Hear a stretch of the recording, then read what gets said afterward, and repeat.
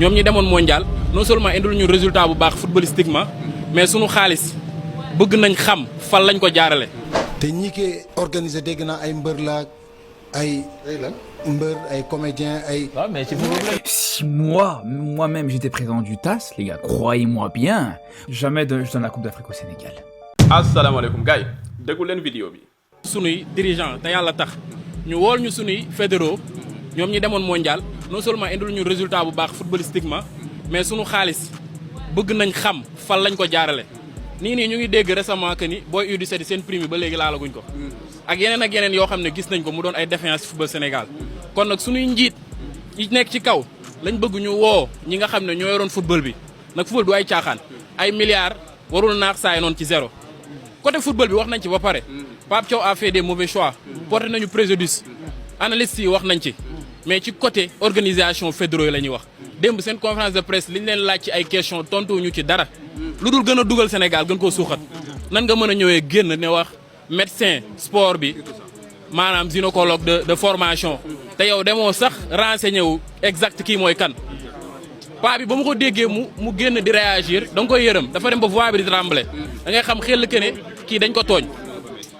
moom ci boppam def na benn interview en 2018 maa ngi doon def vidéo di leeral comme quoi que ni c'est vrai def na gynécologue mu ngi noonu mais 4e année dafa spécialisé wu ci wàllu médecine sport yore yenn club yu ci mel ni US Gorée en 1981 ak yeneen 86 bokk yow nan nga mën a doonee président fédération sénégalaise de football médecin bi fa nekk yow xamoo parcours yamaatuñ foofu yow nga nekkoon ci finance su fédération depuis des années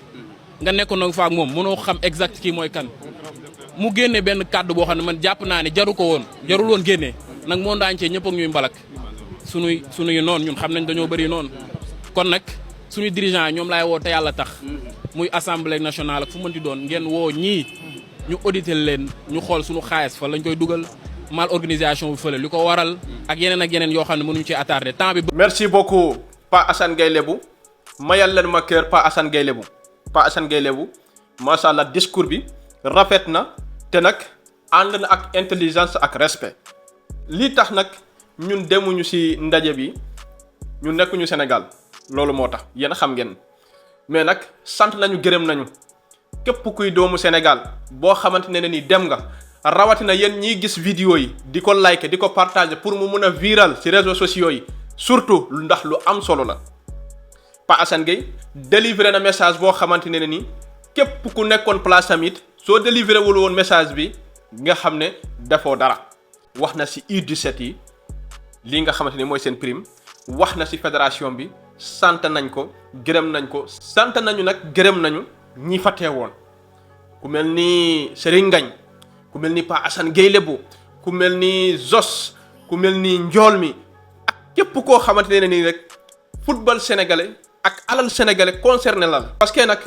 man su desoon ne football rek la amul problème dañu ne football rek la mais dafa am ay milliards yoo xamante ne nii Sénégal moo ko moom. te salaire bii ñu leen di fayee mu doon contribuable sénégalais yi su fekkoon ne ñoom dañu doon liggéey gratuitement sax amul problème nañu def lu leen neex mais en tant que ñu ngi laal salaire boo xamante ne ni sénégalais yi ñoo ko dajale vraiment rafetul ci gis-gis rafetul ci dëgg-dëgg ne lii nga xamante ne ni xew na ci fédération sénégalaise bu football mu fay xew. sant nañ nag gërëm nañu ñi teewoon ci manifestation bi yëpp taw bi bàyyiwul manifestation bi continuer mais sant nañ leen gërëm nañ leen mention spéciale ak Pa Assane Gueye Lebou ndax nag def na ci liggéey bu am solo macha allah. léegi nag ñu jàll ci campagne de manipulation bii nga xamante ne ni commencé na xew ci TAS gis naa nag ay sénégalais yoo xamante ne ni nee nañu ay sénégalais lañu ñëw ci sama commentaire ne man li may wax ci Ilias mi damay fen Ilias day défendre Sénégal commentaire baa ngi nii ngeen koy gis weddi gis bokku ci mu ngi ci vidéo bii léegi nag amul problème léegi xam nga li ma bëgg ñu déglu ñaari vidéo yu bokkul dafa am benn vidéo boo xamante ni def na ko posté ko TikTok am benn vidéo boo xamante ni def na ko posté ko YouTube mu def wax ñaari wax yu bokkul léegi xam nga man li ma bëgg man ñu déglulandoo ñaari vidéo yi yépp ñu dellu ci waat. Mais comment ça, un gynécologue, les gars? Donc là, le Sénégal finalise la dernière CAN, l'une des plus grandes nations africaines du moment. Ils ont été à la Coupe du Monde avec un gynécologue qui leur servait de médecin sportif. C'est quoi cette histoire, les gars? Il y avait un joueur du Sénégal qui était enceinte ou quoi? C'est comment? Non, mais non, mais je suis désolé, les gars. Je suis désolé, les frères. Mais je vous dis, hein, tu me ramènes un cardiologue. Vraiment, Abdoulaye Fall teg nañu gàcce goo xamante ne ni xamuñu fan lañu koy nettalee mais dama leen bëgg a woon ñaari visage yoo xamante ne ni waa ji yor na ko pour ñu bañ a moytu parce que ñu ngi manipuler ñu ngi taas sénégalais yi bàyyi leen xel li ma nekk di wax marocains yi ñu ngi ci campagne de manipulation bu am doole lépp xeebuñu dara te ñun sénégalais yi ñu ngi toog di nelaw dafa am lu nekk di circuler coupe du monde bi su passé tâche day atte dina jox victoire bi Sénégal insha allah mais marocains yi bëgguñu loolu parce que ñu ngi ci campagne de manipulation bu am doole gars yi léegi nag dégg ngeen première vidéo bi li mu wax fii dégg ngeen nu mu waxee léegi indil leen deuxième vidéo bi ngeen déglu ko. Le Sénégal, champion d'Afrique ou vice-champion d'Afrique, c'est comme vous voulez, c'est pas le débat, les gars. Même si j'ai envie de vous dire, les frères, si le TAS, il voit ce qui est en train de se passer actuellement, si moi-même j'étais président du TAS, les gars, croyez-moi bien, les frères, jamais je donne la Coupe d'Afrique au Sénégal. Jamais je donne la Coupe d'Afrique au Sénégal. Jamais je donne la Coupe d'Afrique au Sénégal. Pourquoi ? Parce que ce qui est en train de se passer là actuellement dans cette équipe du Sénégal et dans cette fédération sénégalaise, objectivement les gars, c'est indigne d'un champion d'Afrique. Je vous le dis très clairement, c'est indigne d'un champion d'Afrique. Je vous le dis très clairement, c'est indigne d'un champion d'Afrique. Je vous le dis très clairement, et vous savez très bien les gars, depuis le début, depuis l'après-CAN, j'ai toujours dit franchement respect au Sénégal par rapport à ce qu'ils ont fait sur cette finale, qu'ils soient sortis ou pas, c'était la meilleure équipe sur le terrain, j'ai bien dit sur le terrain.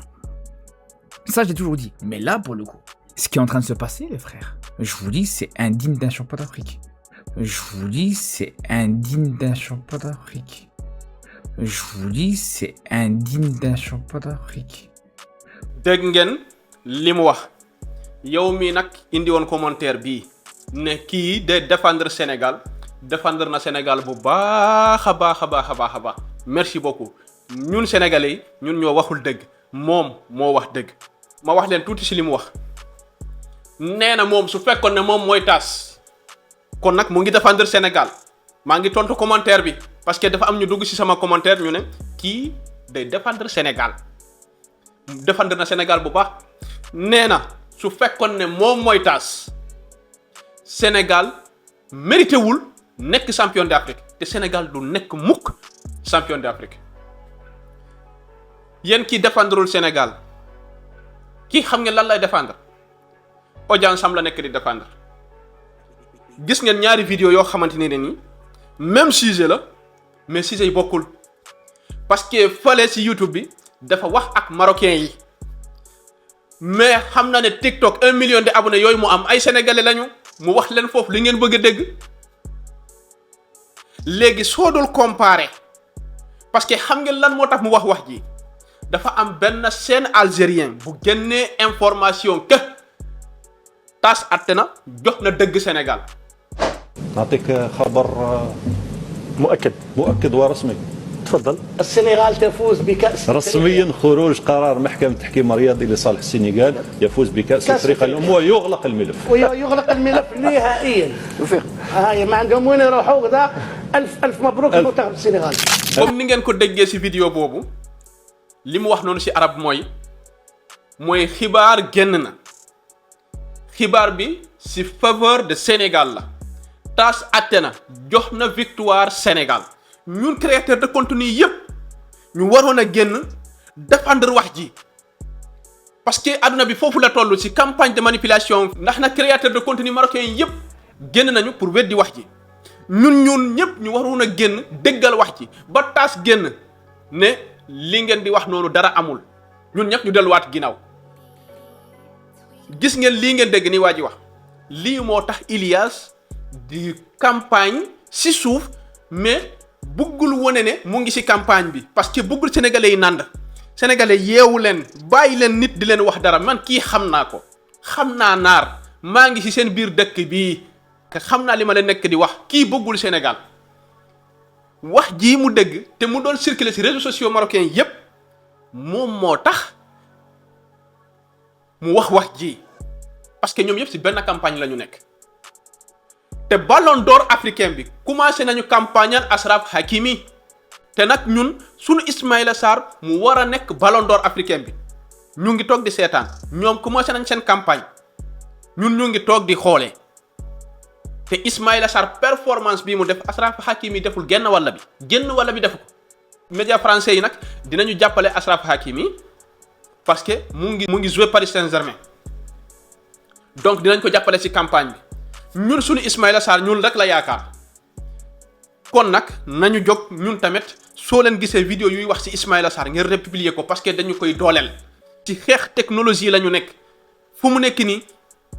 information bi nu mu ñëwee rek baax na parce que dañuy défendre suñu couleur nationale gis nga algériens yi bu ñu waxee lii ñun ñëpp dañoo waroon a dëggal li algériens yi wax pour jàppale leen pour jàppale suñu bopp mais marocains yi dañoo attaqué algériens yi ñun sénégalais yi non c'est fausse information ñëpp xam nañ ne c'est fausse information mais yow xoolal da ngay teppi rek taf date bi ngay teppi taf jour bi ak date bi moom ngay teppi kole fa leneen dëggal wax ci ba taas génn ne kenn ci yéen waxul dëgg su boobaa nag ñun ñëpp ñu reculer waat mais bul leen nangu naar yi dañu dominer ci wàllu communication te ñun ñu ëpp doole ci réseaux sociaux yi bul leen ko nangu. Enfin, le ministère de la Jeunesse et des Sports sort du silence. Personnellement, ce communiqué me rassure car il est clair et limpide. On va le lire ensemble. Injonction de cesser les sorties médiatiques et appel à la responsabilité collective suite à la participation à la Coupe du Monde. Le ministère de la Jeunesse et des Sports suit avec attention les récents débats et déclarations publiques consécutifs à la participation de notre équipe nationale à la Coupe du Monde. Afin de préserver la sérénité nationale et de garantir le respect de nos institutions, le ministère, c'est un ordre, ordonne à la Fédération sénégalaise de football de cesser immédiatement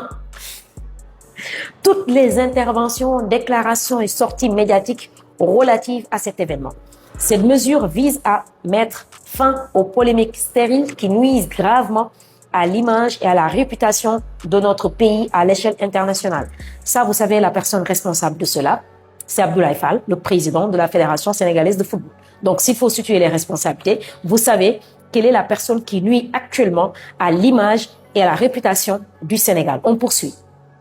L'État prend ses responsabilités et s'engage à faire toute la lumière sur cette participation. Un bilan complet et rigoureux sera mené de manière officielle. Cette évaluation se fera dans le strict respect des procédures et avec toute la gravité requise. En cette période, le ministère appelle l'ensemble des acteurs au calme, au sens des responsabilités ainsi qu'au respect absolu de la dignité humaine et des principes de l'État de droit. Comme je vous l'ai dit, ce communiqué me rassure. Surtout cette partie. L'État prend ses responsabilités et s'engage à faire toute la lumière sur cette participation. C'est tout ce que l'on souhaite. C'est tout ce que le peuple réclame. Un bilan complet et rigoureux sera mené de manière officielle. Cette évaluation se fera dans le strict respect des procédures et avec toute la gravité requise. Et c'est ça qu'il faut. C'est ça qu'il faut, fondamentalement. Donc, c'est tout ce que l'on veut, tout ce que l'on souhaite, pourvu que cela aille au bout. Pourvu que cela aille au bout, que les responsabilités soient situées. kon nag vidéo boobu ngeen dégg ministre bi nga xamante ni ministre bi nga xamante ni nee nañu moo yore wàllu tàggat yaram ak ndaw ñi foofu ci Sénégal yéen a xam foofu nee nañu daal moom moo génne communiqué mu ne nañ fédération sénégalaise bu football nañu arrêté seen conférence de presse yi ñu tëj seen gat parce que dina am benn enquête boo xamante ne dinañ ko mané bu boobaa lépp dina leer loolu la communiqué noonu mënuma leen traduire lépp mais si gàttal li ma leen wax nii loolu la wax média français yi média aduna bi yi ñi di wax ci sport ñëpp ñu ngi topp di ŋawtee Sénégal que Sénégal médecin bu yore wàllu wasin jigéen yi ñoom ñoo nekk suñuy médecin équipe nationale aduna bi yëpp loolu la ñu nekk di reetaane